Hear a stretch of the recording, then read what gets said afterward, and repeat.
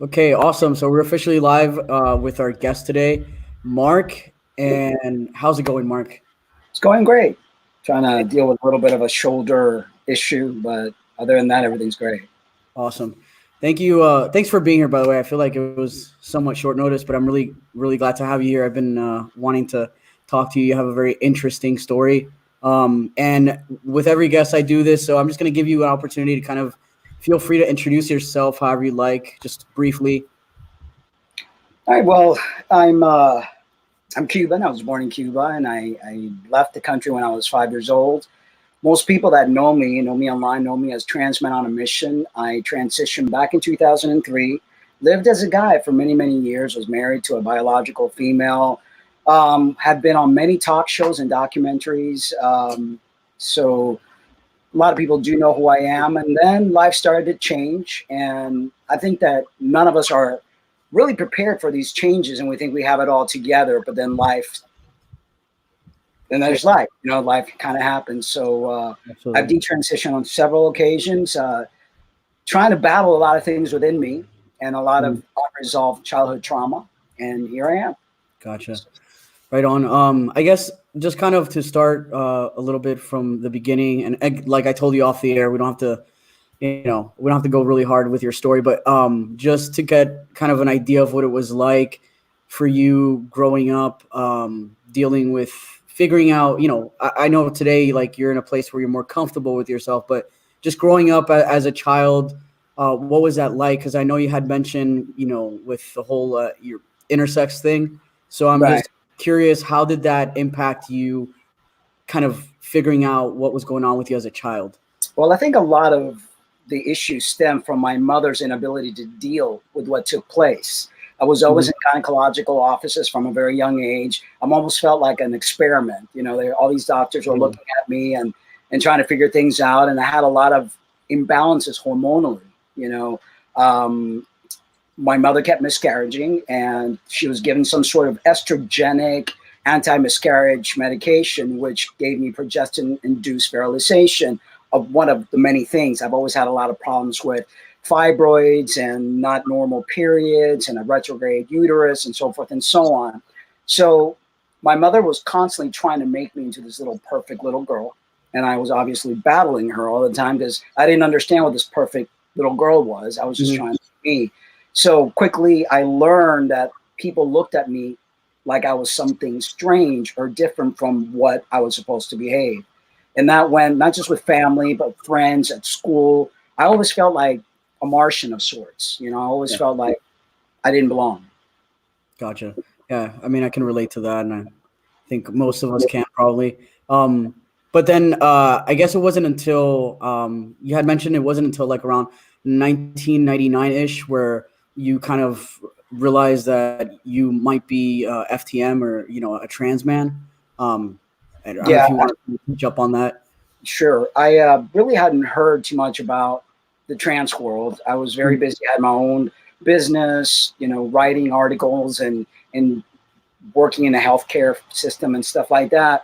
So the first time I ever heard of such a thing, that there was a culture or a group of people that identified being born in the wrong body, and there was a name to it, which I learned it was FTM, was when I went to Key West. At that time, I had a little ceremony with my girlfriend. It wasn't legal to get married as two lesbians yet, mm, but we went to Key West, and I was bodybuilding. I was taking, all sorts of stuff to build my body because I wanted to create I created in my mind what I wanted to see, or actually, I created in my body what I was making up in my head. I wanted to see this mhm. muscular, strong physique. And taking this stuff kind of started androgenizing me. So people would ask me, "Are you an FTM?" when I went to Key West. And I was like, "What's that?" I didn't even have a clue. So they explained to me, and I went back home from our little honeymoon and I started investigating. When I saw this, I was like, wow, so that's what that is. So that's me. Yeah. For the first time, and during that time, there was Jameson Green and Jameson Knight and Lauren, the photographer, the only three FTMs that were out there. It was like back in 2003. So there wasn't a lot of information. So my skies opened up and it was like, wow, this is what's been wrong with me all my life. Hmm. Okay. Do you ever Because I mean, I personally, I often wonder this as well. Do you ever wonder where you would be if you had never kind of stumbled across that being a possibility? You know what I mean? Like if you had never figured out that you could be FTM, do you ever Mhm. wonder where you would be today? Kind of, because I personally I think about that sometimes. I'm like, if I had never figured this out, like what would my life be? And I mean, personally for me, I feel like my life would still suck. But I'm just curious, do you ever wonder like the what ifs? I mean, we could play that all day probably, but I'm just curious. I Do you feel like you would ever stumble there regardless? Is kind of my point. I think that the way that I was transforming my body, was really trying to create some form of armor and some form of really masculine figure deep down Yeah. inside.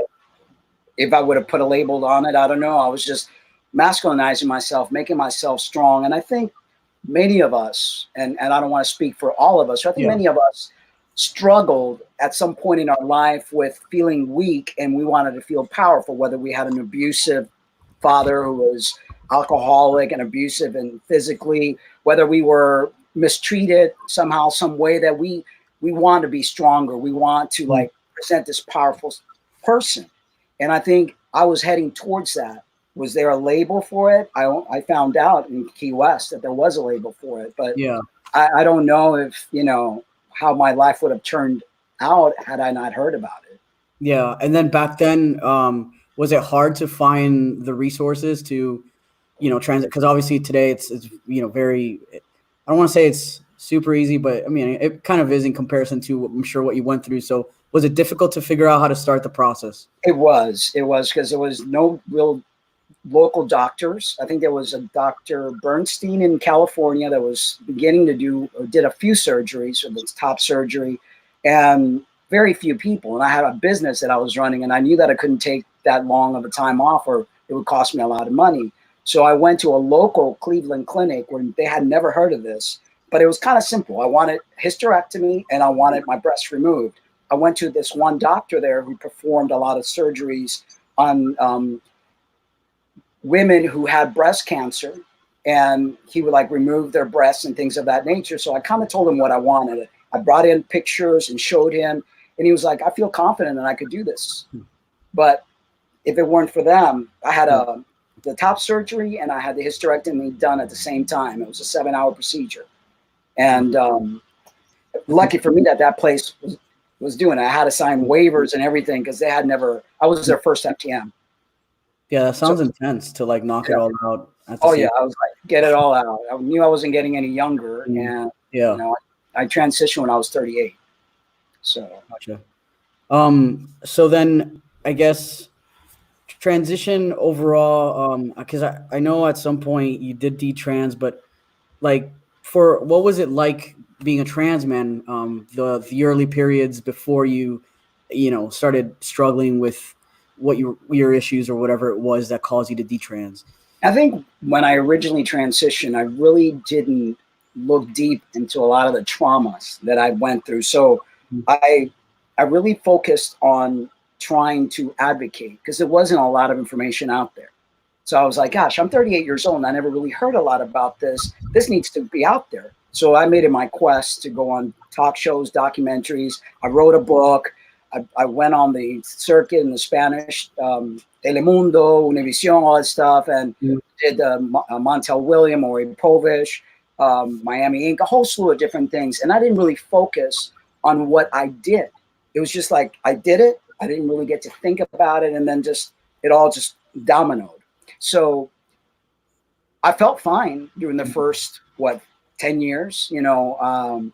Like I said, I was with a biological female who we eventually got legally married, and we had our business, Bodies Under Construction. I was really involved in that, so I didn't take a lot of time to really focus on my inner traumas, emotional. I was sexually molested as a child. I had a very abusive mother, a very abusive father, things that a lot of us face. But Yeah. I kind of like swept everything under a rug and didn't really get to like look deep within of, oh my gosh, I've got all these traumas that many of us have. Let me take a look at them. A lot of those traumas was shame built around shame, So I was raised Jehovah Witness, which is a massive cult, a religious, Oh you know, Lord. Yeah. Yeah, that is and pretty intense. yeah, intense. So you have all these things that you kind of bottle up, and Yeah. I'm really good at masking pain. I'm like, number one, I'm like, I don't feel anything. I'm going to turn it off like a button, like a switch. And I did that and did that and did that till 2015, when I got into a relationship, marriage with a trans woman who was beginning her transition. And life just kind of, during that time, life changed dramatically. I was a caregiver Mhm. for her. She had an accident and I had to really like rehab her, and just life changed dramatically. And then life slowed down to a point for me that I had to like look at things the way that I never did before. Yeah. And that was the beginning of my detransition. Got it. Yeah, it almost sounds like, you transitioned pretty quick. I'm not saying that it was wrong. I'm saying, like, the process that you went through didn't allow you yourself to kind of really take it in, and then it sounds like, then you got involved with a woman, and at that point it seems like you also were focusing on her, so you never really that sum it up pretty right. You never really allowed to give yourself the time to kind of explore and understand Mark. Is that sound Pretty about much, because it was like I created Mark to protect me right? from Mhm. all the things, and Mark took care of everything, but I didn't go inward to really understand my feelings, my pain, my traumas. And I think this is something that many of us do. I went through Especially therapy. in the trans community, for sure. Yeah, I went through therapy. It was 6 months of therapy before I actually went under the knife. And, I was given the gender dysphoria title, like many of us get. Um, but my question has always been, what is this gender dysphoria? And I know that it's a diagnosis that we're given so that insurance companies pay, so that we are able to transition. I mean, that's, Mm. we need that. But I think when I started questioning this whole gender dysphoria, not that I never felt dysphoria because I hated my breast being touched. I Mhm. never liked getting penetrated. I never liked when I had sexual relationships with people. I didn't like to feel like the female in that sexual relationship. I always had that masculine, like, don't touch me, I'll touch you. I was always a giver in bed and never a receiver. But that, can we label that a dysphoria per se? Is that like a correct term? Or is that just a term that we use as an Yeah. umbrella term that hasn't really been investigated? And so when I started my detransition process, I really started breaking all these terms and all these feelings and all these emotions and really trying to dig deep. Yeah. I will we'll probably end up hopping around a little bit, and then I'll go back to things that I want to ask you. But I will agree with what you just said there. And I know, speaking about myself here, like I have looked into dysphoria a lot, and I've had other transitioners on here too, and all kinds of different trans people on the show, and it is, in my opinion, for me personally, it is kind of a little bit frustrating the way that gender dysphoria is described as, because after doing this show now for a year, I feel like there are different levels of dysphoria for sure, and there's seems to be different reasons why somebody chooses to transition. And so then knowing that makes me kind of look at myself and question it even more, which I've had to take a step back, because if not, you go to this dark place and you feel like you're crazy. For me personally, like it drove me nuts, because I'm like, well, then what is gender dysphoria if it's that for this person? So I definitely do agree, and I think it needs to be looked at, and maybe expanded and add different levels for people that fit it in different ways, because there's no way that it's all the same for everybody.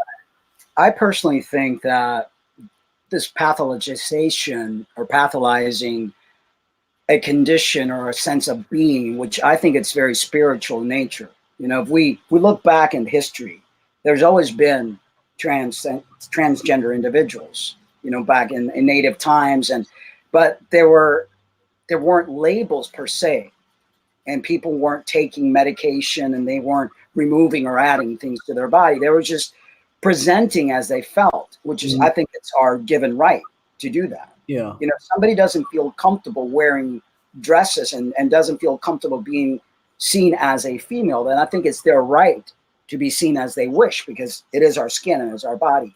We start to get into trouble when we start to pathologize things. And then the medical community wants to kick in, and right away they want to cure us.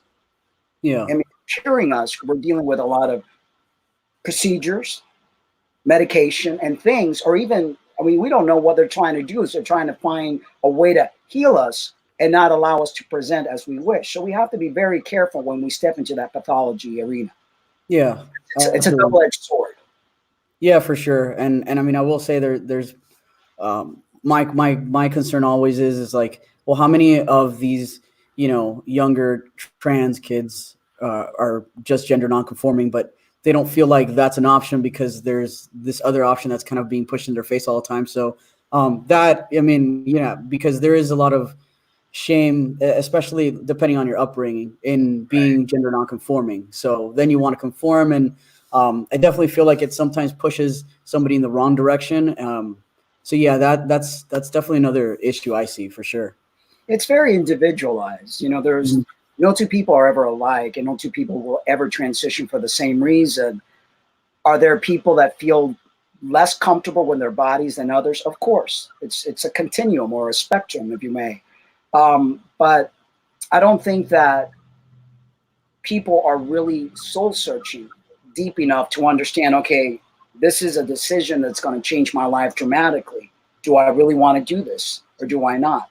And then you think you made those assessments, years pass by, you start to get older, wiser, you start to kind of weigh things out, and then you're like, huh, did I need to do this? Did I not? And that's what I went through in the past 5 years. I was weighing out, was this really what I needed to do? And it's okay to question. It's healthy to do that. It's healthy to try to understand, because we're not linear. Life does not just follow this neat little path. Sometimes we'll go this way, sometimes we'll go that way. You know, we'll change our mind 1,000 times depending on the situation that presents in our life. And as long as you're growing and evolving and understanding things more and more with each passing day, then I think that's healthy and good to do. I've been criticized a lot for going back and forth. And you know what? It's the greatest thing I've ever done, because I really got to know who I am by doing that. Because in the beginning, I never really did. And so now I feel like I have a really strong hold on who I am as a person, as a spiritual being, what I believe in, what I don't. This whole process, I went from being a spiritualist to then being agnostic to then being a Christian, which was also part of my upbringing, and then being with my now fiance, then spouse, who was raised Christian. We used to watch a lot of Christian stuff, listen to Christian music. So all this battle went in my head. Well, now I'm realizing I don't even believe in God. I am an atheist. And it took me all these different turns to come to the conclusion that I am today. And I'm grateful that I allowed myself that space to do that. Yeah. And I mean, I don't think there's anything wrong with that. I mean, human beings are pretty flawed. And I mean, the thing about growing is kind of evolving as a person and changing. And I mean, it just is what it is. So, I mean, there are some stuff that I did want to get into, though, in regards to like detrans and why that was. Do you feel like, because I know you mentioned religion, was that part of what kind of pulled you into detrans? Yes. Or was it was? Yeah, it was one of the many reasons, because I felt like that I was doing something wrong. You know, I was doing something wrong. And then trauma. My then spouse, now fiance, because we're back together again. We were going through a lot, not just because of our relationship. I mean, we went through a lot with her rehab, healing. They have 5 children and their family's very religious. So that played a massive role in our relationship. There was a lot that she went through. I took a lot of that on when I got into the relationship with her. And so the dynamic was not a very healthy dynamic for a very long time. And that kind of like played a major role. It got me to bring back a lot of my upbringing and my Jehovah Witness, you know, teachings, and then with this whole Christianity. And so I was just like battling myself. battling completely. Shame, guilt, all sorts of things played into a factor. Yeah, because I mean, it definitely seemed like in some of your detrans, during the time you were detrans, it seemed like a lot of religion definitely made an impact on you. But that seems to be not every detransitioner, but I definitely do see, uh, especially with older detransitioners, it seems to be a case where like you started detrans and you become a little bit more religious, which is kind of interesting. I guess, like, I mean, I grew up Catholic, so I get it. Trust me. Like, I'm not super religious, but there hasn't been a day where, early on at least, where I thought about before I even did this was like, this is definitely wrong by, by the concept of God, of course. I'm going against what, nature created or God created or whatever the case. So, I mean, it's hard to not think or feel guilty because Right. like you don't want to, I mean, especially, I mean, at least me, I don't want to mess with like that part. Like, I mean, to me, like it'd be great if I could just be, a natural freaking woman as I was, but that's not the case. I tried that, it didn't work. So this is where I'm at, and the only way I can move forward is to kind of just like accept it, find a way to work with it, and not feel like I'm, going to be punished forever for just being me. It's hard. It takes a lot of work Yeah. to go inward and reflect and deprogram all those programming that have been placed there in Hmm. our childhood years. I think there's a lot of people that have been raised to believe that if you're gay or you're trans or you're bi or whatever, that's against God's will. And when you really start to read the Bible, like I did during the time that I detransitioned and I became what they called the church lady, I was like, I think I went through craziness, in my life. And I did a lot of crazy things and I said a lot of crazy things, which I've apologized time and time again. And I'll Yeah. take this time again to apologize to anyone that I've ever hurt with my words. It was pain speaking. Hurt Yeah. people, hurt people. And that's no excuse, but that's what Mhm. happens when you're hurting. You want others to hurt too, and it's just something that we as humans need to work through. We're hurting. We should like get away somewhere, get in a cave, and deal with our pain, and not be out there hurting other people or confusing people. And for that, I apologize. But I think that we're so programmed from a very young age to believe that certain things are the way they are, but very few people ever really read the Bible. And I took that time and I read and I read and I try to make some sense of it, but all the sense that I made was that the Bible is very confusing and there's a lot of contradiction, a lot of lies, because there's a group of people back in the day that wanted to take control of humanity and they Yeah. created this whole God thing.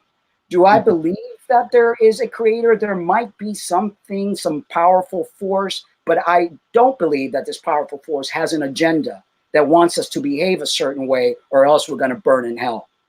And Right. that's what we as society need to realize, that no, we don't have to live with that burden. Be you, be proud to be who you are, love yourself unconditionally so other people can do the same for you. Yeah, I agree. I mean, I don't think there's something necessarily wrong with religion. It's just when you become extreme about it, and then of course, if you have, somebody in your family that's LGBT, like it's way more intense for us, I think. Mm-hmm. And I mean, I'm speaking as somebody that I didn't really grow up in an extreme religious household, but I grew up with the concept of God, period, which is enough for me to really think about what I'm doing. You know what I mean? So, um, Yeah. it's yeah. Let me interject here for a minute. We think that just believing in God is innocent enough and it's great, but we don't realize that this believing in God gives away our power. We don't take responsibility as human beings for our actions, and we try to blame this God or create the savior from Jesus, and we all play along with this, but we don't realize that we're harming ourselves and each other by doing this. Now, by all means, I'm not telling people to be atheists and not to believe in anything. That's up to every single human being, but we have to understand that when we allow people to preach things like you're not going to go to heaven if you wear such and Mhm. such, or if you express such and such, or if you love whoever you want. God doesn't like this, and we're like praising, we're bringing this deity up into some sort of pedestal. We Mhm. are harming society in general because we're telling people they're defected if they don't act a certain way. And that's personal. You want to believe in whatever, Yeah. pray in your bedroom, do whatever, but there's a lot of cults out there, and I consider Jehovah's Witnesses a cult. I consider Christianity a cult. And again, everybody wants to do whatever, that's on them. But when they start harming other people to the point where you're a child and you're being bombarded with these things that will traumatize you, then there's a problem. Then we as society have to stand up and say, no, we're not going to take this. Yeah. Because we're harming ourselves and we're harming each other. Okay. Yeah, I mean, I can kind of relate because, like, I was having trouble accepting my sexuality growing up because of growing up Catholic. But, like, once I accepted my sexuality, it was easier to accept transitioning. There you go. There you go. It takes a lot of courage and work to do, because sometimes it's hard for us to accept these things. And it's like the little angel and the little devil that's constantly tugging at us, you know?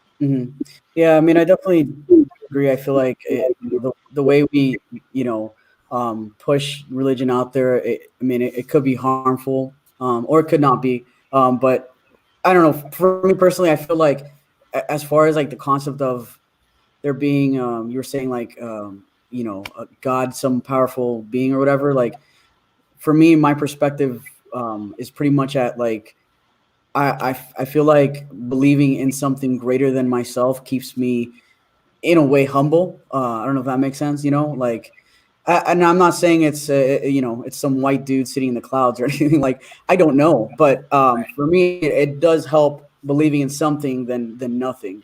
But that's just the way I see it. I believe in humanity, that we have the ability, that we have divinity within us.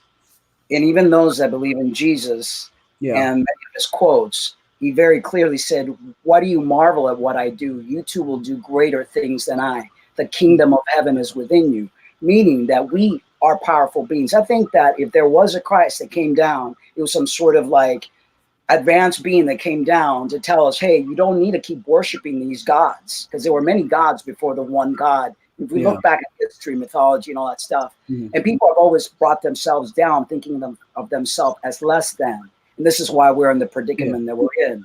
My goal is to help empower people to realize you could believe, if you want to believe in a God, that's great, do so. But understand that you don't have to worship and kneel down to this God. What we need to do as society is take responsibility for our actions. There have been more death in the name of God.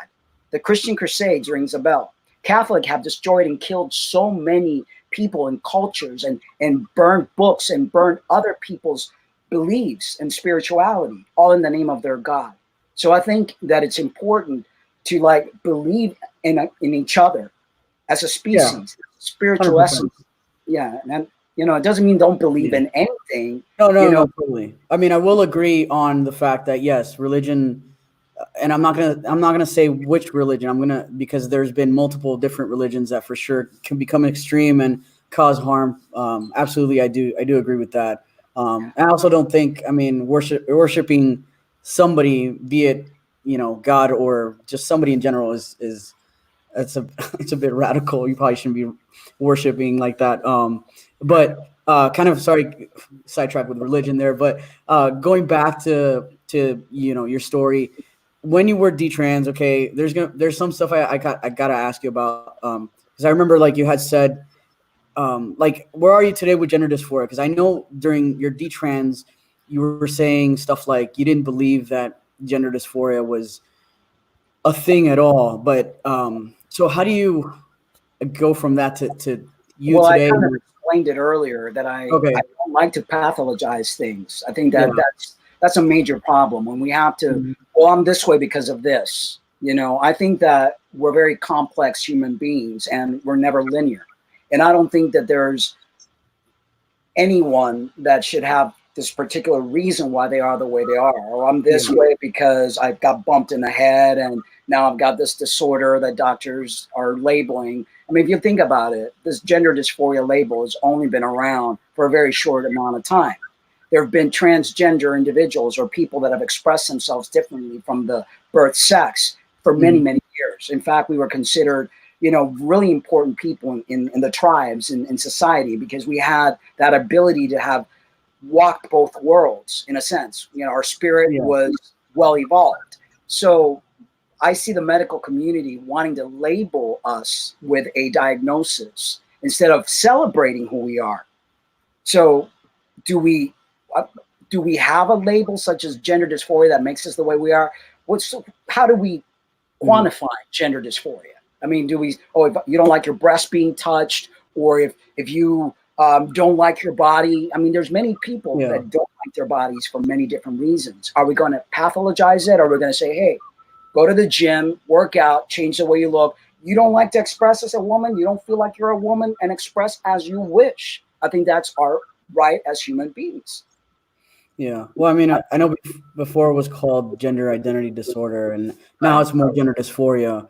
But I mean, I guess my question would be like, do you not think that it's still there's some medical / mental health correlation there, or for you, or at least many different reasons? Like, I was a byproduct of medication to prevent miscarriage. Could that have changed the neurological system in my body and my thought process? Of course. One of the things I find, and I've interviewed many people from all over the world when I had the original Transition Radio, that I interviewed people, transgender people from all over the place. Yeah. And I did a lot of research. I think a lot of us we have a form of neurological impairment of sorts. Mm-hmm. Again, I don't want to pathologize, but what I've seen, action, reaction, correlation of certain things, many have appeared to have Asperger, a form of autism. Many have inability to socialize. There's just so many different things that I've seen. So did that cause or effect? Did that cause us to have gender dysphoria? Did that cause us to feel different? Did that cause us to look at our body in a different way? Is there something in our brain that is not the same as the average individual? Possibly. We don't have that information yet. Right. And I'm afraid that if we did, what are they going to do? They're going to go in and fix it. So we have to be careful with what we wish for. Do we want this to be a pathology, or do we want to be, sovereign individuals and say, hey, I want to present this way. I had the opportunity. Once I, to divorce in this final time, to maintain as Maritza. My fiance, we got back together again, and she accepted me as Maritza. And after we lived together for another couple of months, me as Maritza and her as Lynna, I decided I don't feel comfortable as Maritza. I want to go back to being Mark, the man that I am.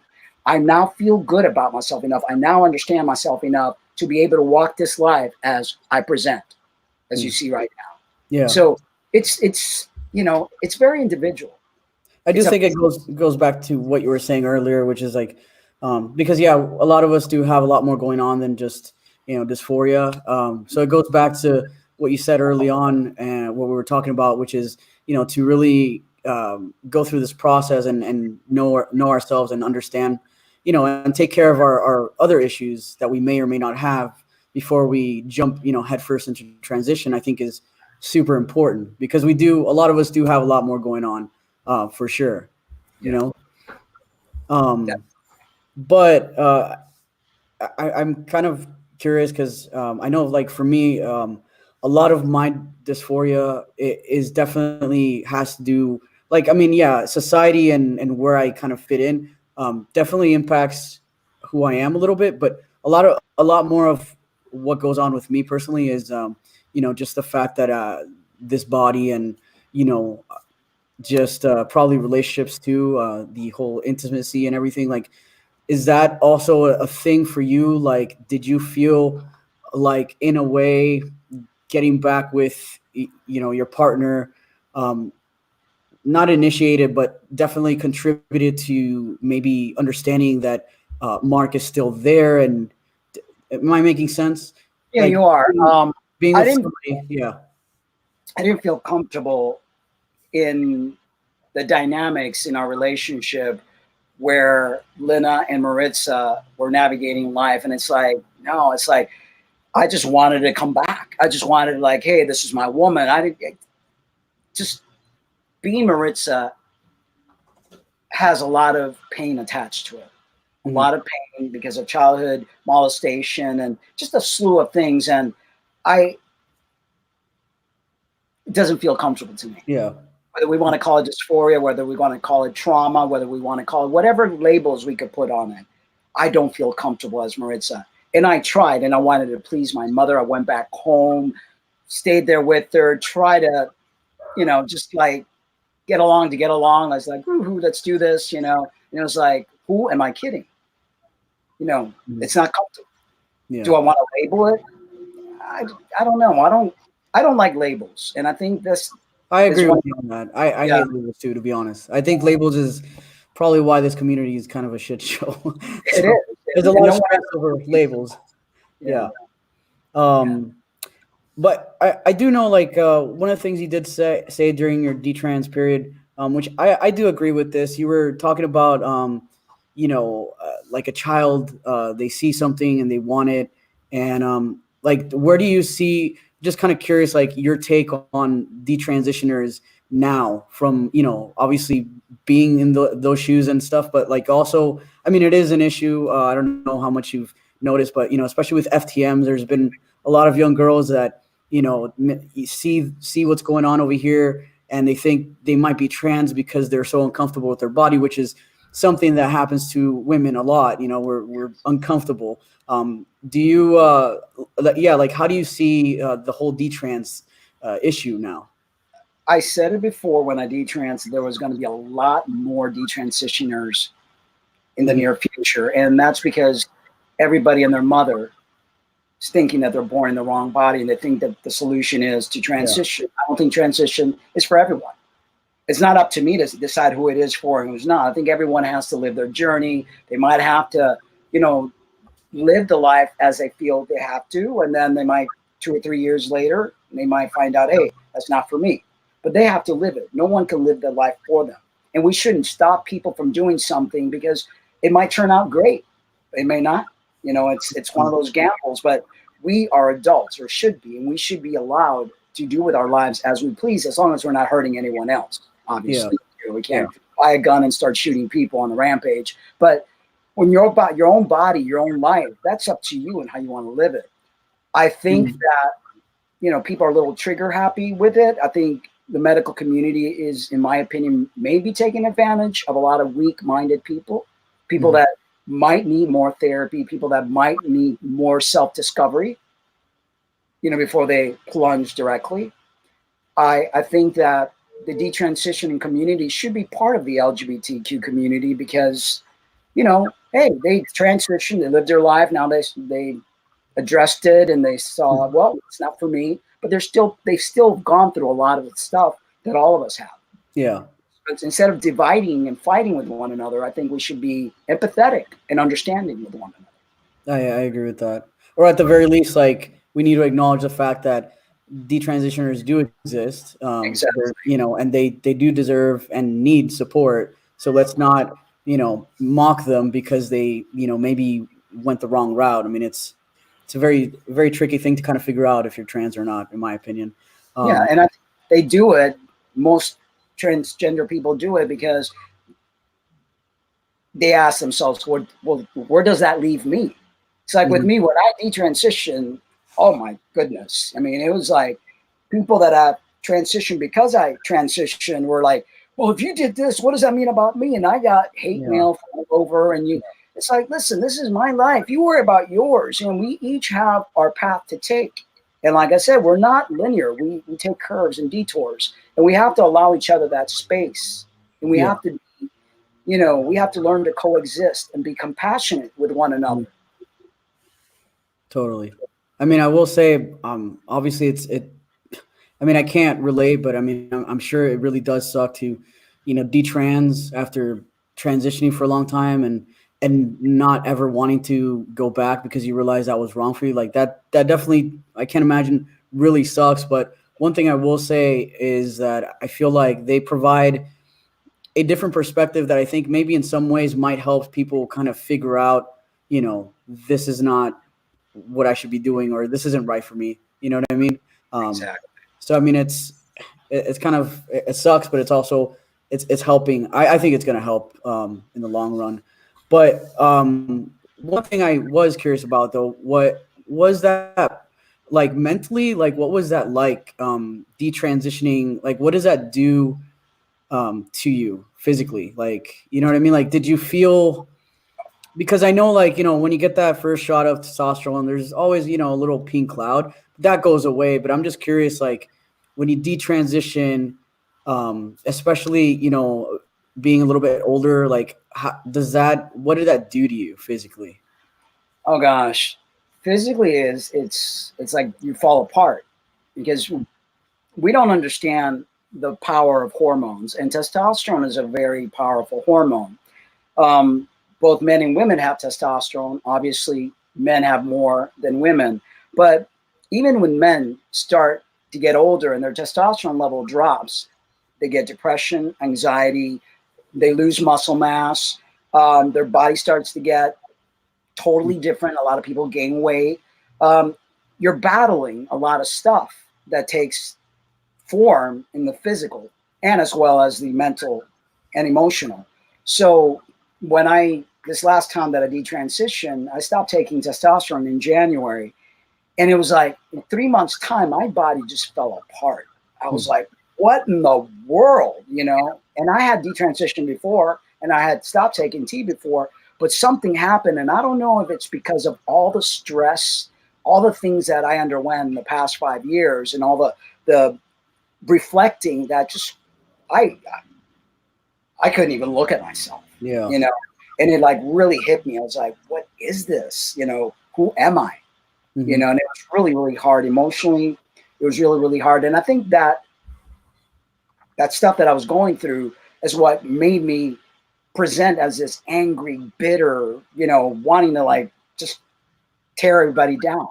Yeah. And again, that was me being hurt, wanting to hurt others, and that's wrong to do. But I found that I need testosterone. I mean, I did blood work. My blood work was the worst it was ever after I stopped taking tea. I started having high cholesterol, which I never had when I was on tea. I started having high blood sugar, which I never had when I was on tea. I mean, all sorts of things that I was like, my body's falling apart.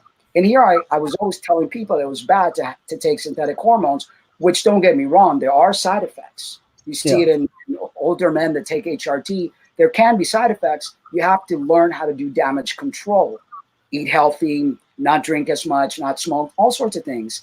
But for me, and I think because of my intersex condition, when I had no hormones running in my body, and even when I started taking some estrogen, my body just reacted crazy. It was just like, I'm not, this ain't working. This is not working for me in one bit. Gotcha. So, I will say one of the things I do like that you talk about is like staying healthy and being healthy. mhm.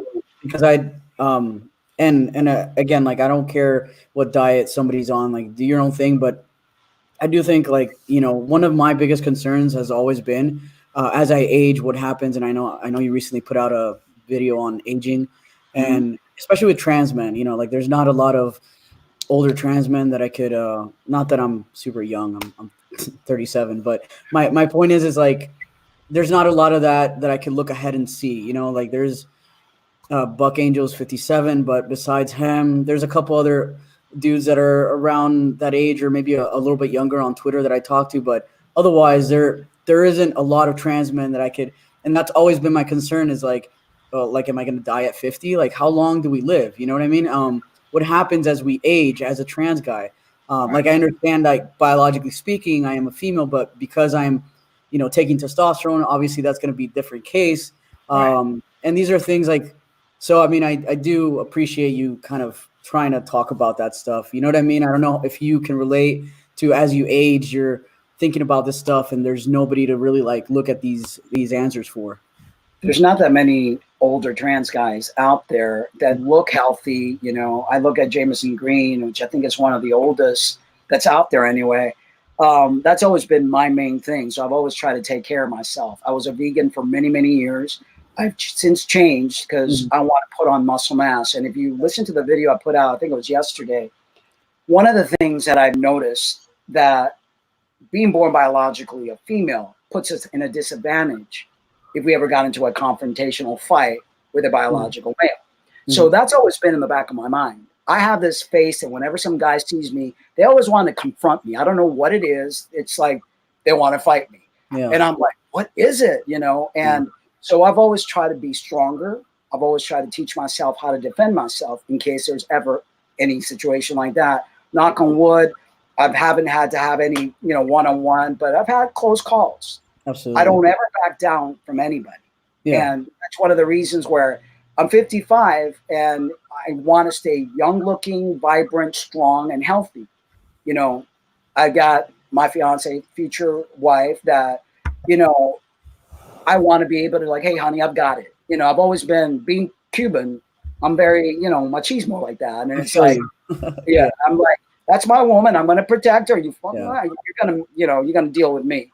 Mm. And I want to be able to walk and talk to talk. And I'm sure many trans guys want to do that. Yeah. And no one wants to get beat up and no one wants, to feel bullied. Well, I agree with everything you're saying. And especially probably some of it has to do with the fact that, being raised in a Cuban household for sure. But I do think especially living in a man's world, it is kind of important, I think, to, be a little bit, we want to be able to maintain some kind of physique to where you can defend yourself. Because, it's tough being a guy out there. But I don't know if you've ever seen this in the community.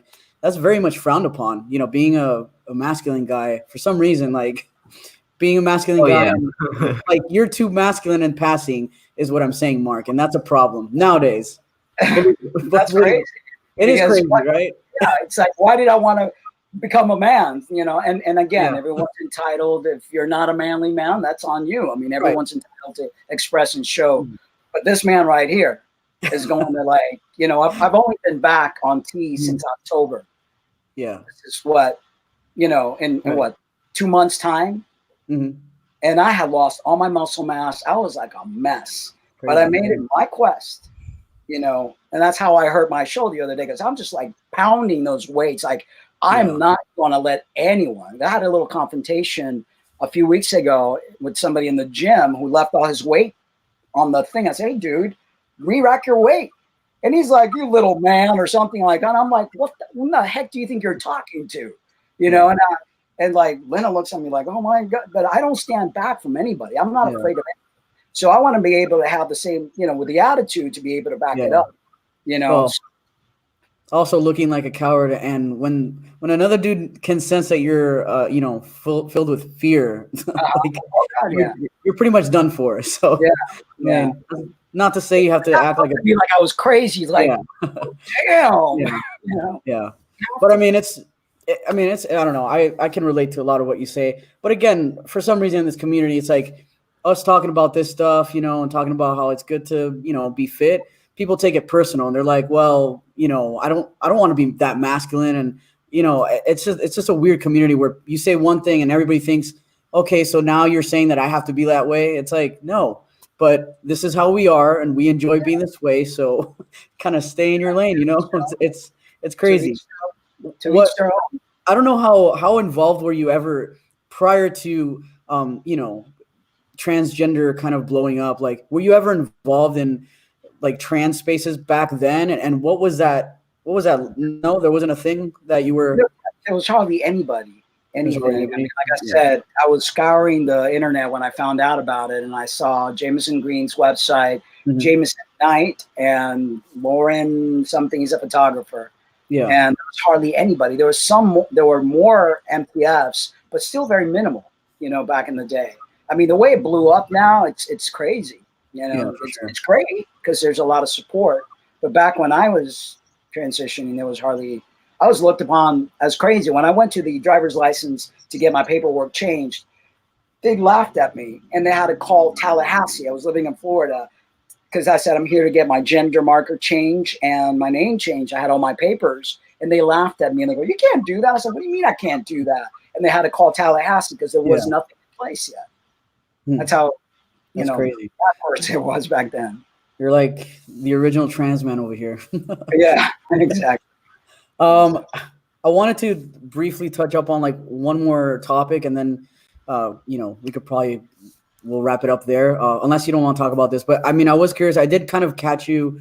You said something in one of your videos about you cut ties with your family. And I'm just curious, you're saying you don't talk to your family at all anymore? At all. And, this was in the making for a very long time. My family has never really accepted Lynna, like Lynna at all, especially my mother. My mother's been a very toxic factor in my life, and I've always loved her, and I've always made up excuses for her. I've always defended her. And this time around, when I came back home, it was like, it really hit me to understand that I am the way I am because of my upbringing. This person, I could never do anything right to please them.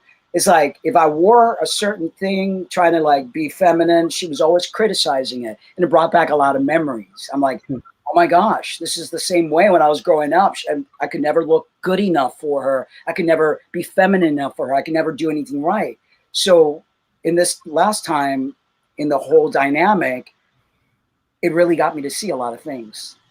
And when Lynna and I started communicating again and we were going to get back together again, I told her about it. She didn't want that to happen. And she literally kicked me out of the house because of it. And I'm like, oh, seriously? So I can't, I can't love who I want to love. You got to tell me. I'm 55 years old. And you're going to tell me who I have to love? So I decided that one of the biggest factors in my life of toxicity is being around my family, talking to them, just having their presence at all. So I decided for my happiness, for my well-being, for my emotional stability, I have to cut ties with my family. And that's what I decided to do. And it's great. I don't have to worry like on holidays or whatever, when you call and you're like, and you come from a Latin family, you know how that is. Critical up the yin yang. Okay?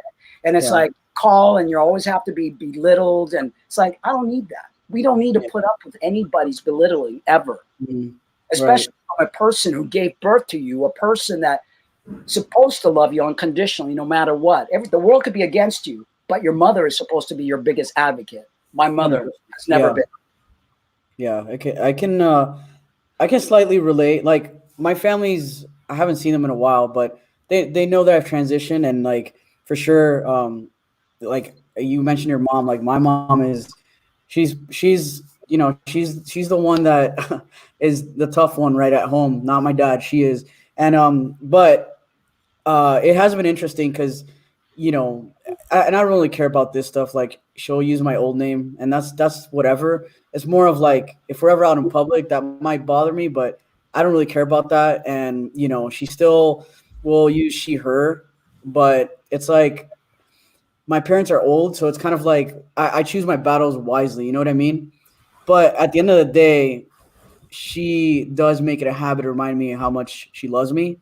But I can relate to kind of, and I don't know if it has to do with the fact that we're Hispanic, but the kind of traditional upbringing where like you want to for sure live up to their concept of what a girl is or a guy is. Like I feel like it's more intense with a Hispanic household. I don't know if you. Well, it is, and Mars. I used to think the same way. Well, they're old, and you try to make excuses for them, but that being old is no excuse because they've come from a different country. They've advanced whatever they want to advance in. They're not like the same little Cuban people that they were when they lived in Cuba. So they could be. Yeah. They could be progressive for certain things, but not progressive for another. And the fact that they don't respect us at all as human beings, that they can't take the time to call us by the correct pronouns. That they can't. Well, to be fair, I hear you, but I will say something though. Like, I haven't really had like a talk with them at all, right? So like, and so like that, because I feel like that probably needs to be addressed.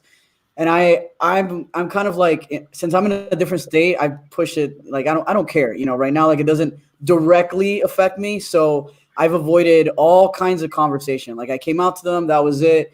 Like they haven't really even physically seen me like change. So I'm not gonna knock them because I feel like, and I mean honestly, my dad brought it up the other day because he said something like we were on the phone. I really hate it when we're live streaming and I start talking about myself, but tables turn. But no, yeah, like my dad brought it up the other day, like a month ago. We're talking and he said something, I forget what we talked about, but he was trying to kind of say like, oh, like, make sure you take care of yourself, be healthy, you want to be something, a lady, something, all right? And then something to do with a lady in society, I think, because I then said, well, society doesn't see me like that anymore, Dad. And then he responded and was like, oh, you want me to treat you like a guy? I'll treat you like a guy. And I was like, thinking in my head, I was like, oh, it's that easy. But you idiot, you keep avoiding this, like me, I'm pretty bad at, like, I don't know, I'll push things and don't let them bother me, and I just avoid it. But my point is, they're probably more open about it than my brain is saying. And I just really I don't want to bother. You know what I mean? Until I'm like living among them or near them, whatever. But it still harms you, Mars, in the long run, even though you think probably, but I'm just that's like, one of the things with Yeah. Lynna and I. Lynna's mom would always refer to Lynna as male pronouns, and that all kind of like would screw with my head, because here I am. This is my woman. She's my wife, and she's a father and a son. So that kind of like screws with your head.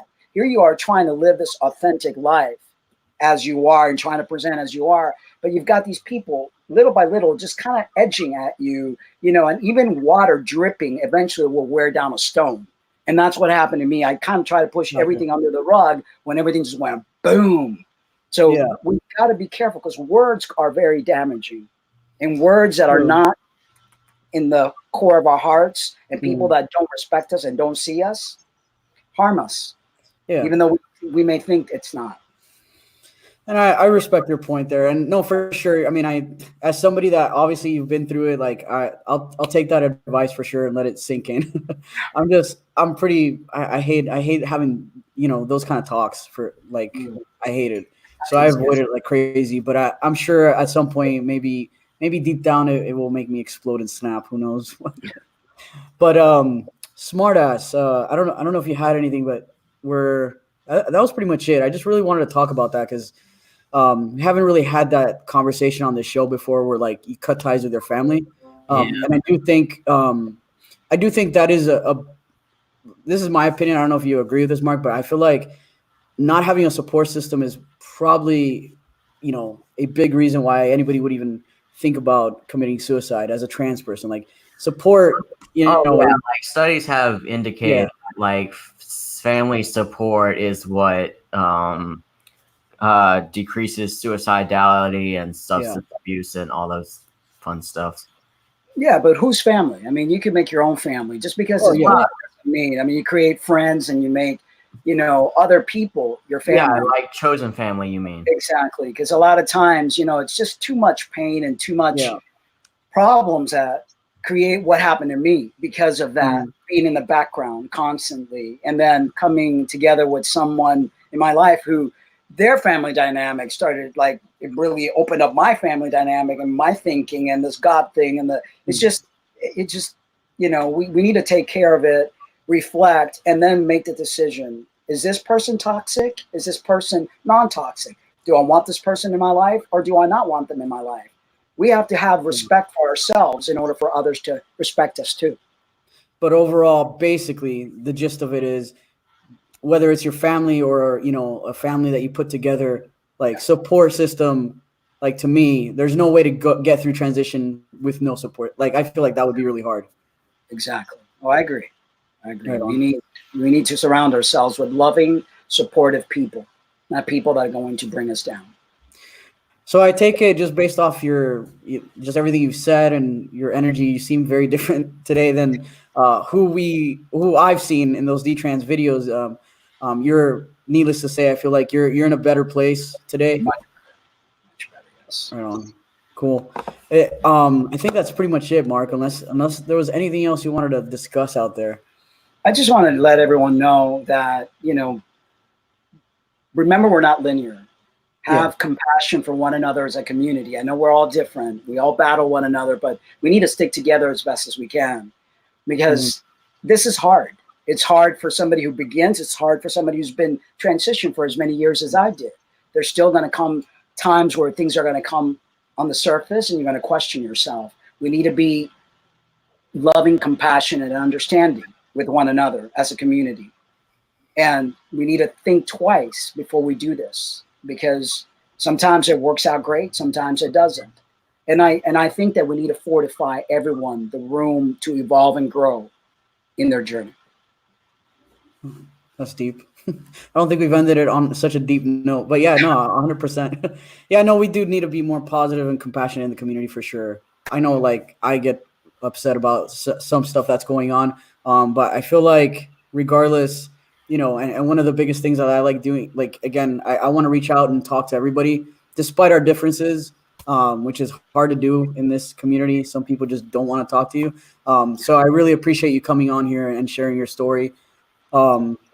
And you know what? Like, I've had my own path. You've had your own path. So let's not be hardcore judgmental here. Let's just let people grow and evolve and be on with their life. But yeah, on that note, I guess we'll wrap it up. Be back next Thursday, and I think Friday too, because we're doing double episodes this month for some reason. So yeah, thank you again, Mark, for being here. Really appreciate it. Thank And you. everybody that's watching or is going to watch in the future, thank you for tuning in as always. Until next time, take it easy and peace. Peace. All right, guys. And if you